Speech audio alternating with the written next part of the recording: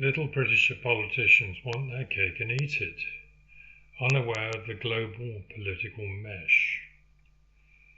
Ideologues are naturally globalist. Even nationalists believe their belief should apply to all parts in the hope that insularity can maintain control for societies directed by different customs and cultures. The former view considers local sovereignty a ghostly illusion of what was long ago, when most countries were self-sufficient. Even then, war, famine, pestilence and disease, mirrored by the modern political aggression, contempt, defensiveness and stonewalling, denied absolute sovereignty. No country, in a manner of speaking, is an island. It's a three-way dispute. Globalists who, far from against nationalism, want one world nation without the need for prolonged evolution. Others who consider culture and society immutable wish for a community of nations. And hopeful souls want some kind of long-term transition over decades or centuries from many nations towards a new world system. My bias lies with the third. Changing cultures and society takes time. If things are rushed, regression to authoritarianism is inevitable. Britain and the US took hundreds of years moving from close to an absolute monarchy or a system incorporating slave labour to passable yet flawed social democracy. Time is needed to change attitudes. But when things were rushed, the attempt at social democracy with the decline of Tsarism failed, replaced by Stalinist despotism, worse than the previous quasi-medieval arrangement. Stephen Kotkin remarks on this in detail in the link in the transcript. Dominant UK politicians are ideologically driven globalists.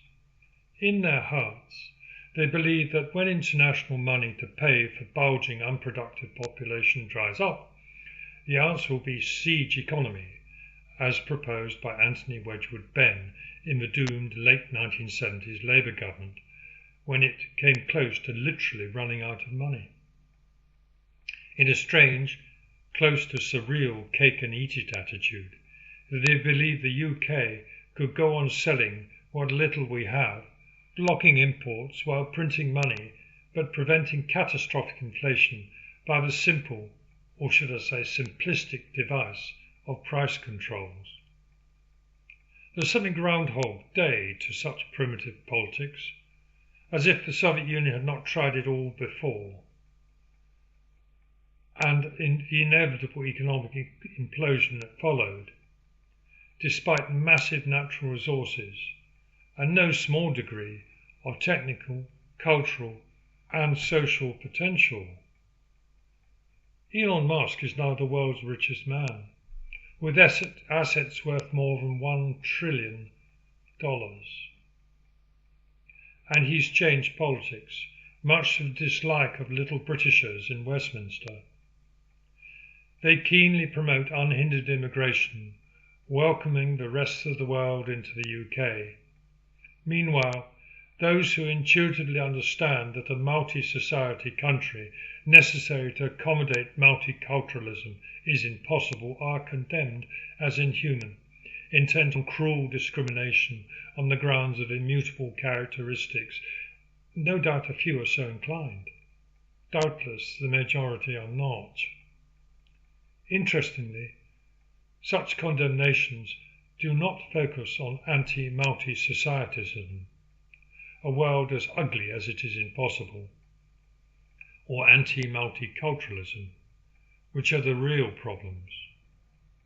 Instead, it's on alleged primitive racism, supposedly of all white people, injected into the British establishment class by racist US propaganda and academic influence over 4 decades. It's no coincidence that Stonewall received large sums from the Global Equity Fund of the US State Department and USAID during that period. A once great campaigning organisation morphed into a tool of American imperial propaganda. Its influence ran riot through the UK establishment.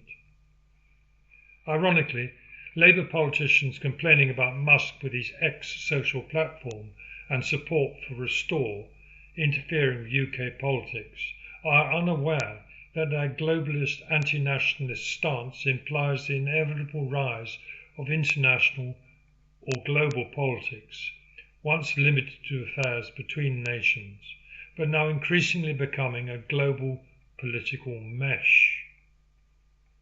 So cut off and ignorant, they don't like that they are getting away, that they are getting what they wish for. Such behaviour in children is part of growing up, but our future is in their hands. We're in a fix. Dismissing immature politics is one thing. Developing a system to engage with the global mesh while respecting legacy societies and handling a threat or challenge of multi-societism is another. Very serious intellectual focus must be dedicated to this conundrum without delay. Thanks for this.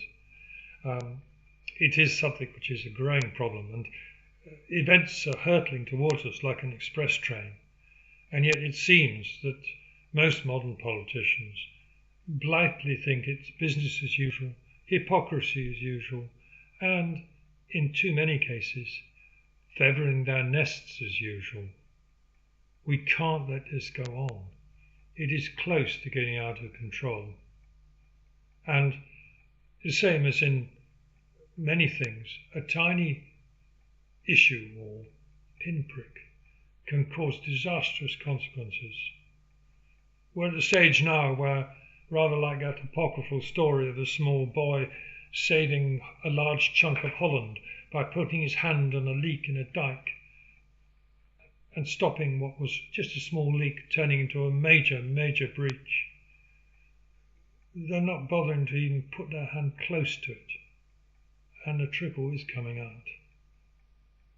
Let's keep our fingers crossed that someone will wake up, or at least a few people, and put the focus on where it needs, which is on intense academic and intellectual focus on this problem, because it's a major problem, and currently we're suffering from a degree of philosophical ignorance which is almost off the scale, thanks to 100+ years of philosophy making a fool of itself.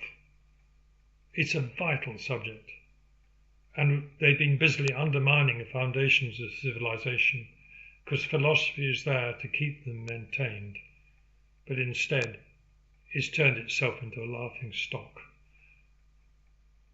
Oh well, there we go. On to the next one.